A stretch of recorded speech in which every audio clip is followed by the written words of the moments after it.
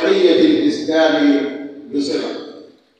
وأخيرا، إن مناهج الأزهر الشريف لم تكن أبدا مجرد دروس نظرية، بل هي منهج حياة تربي الطلاب على الاستقامة وتحمي عقولهم من الأفكار المنحرفة وتوجههم ليكونوا دعاة للأوطان ودعاة للخير.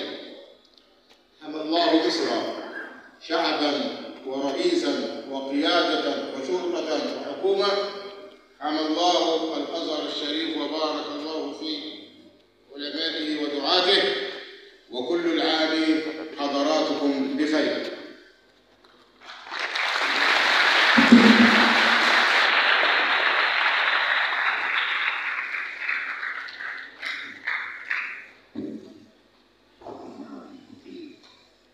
أنا ابن الأزهر الحالي، أنا الإسلام رباني، أنا من جئت للدنيا لأرفع شأن أوطاني. كتاب الله أحمله ولا أرضى به ثاني، وهدي محمد يسري يهذب في وجداني. درست العلم والأدب وفقه الشرع قواني، علوم الدين والدنيا تعالقني وتهواني.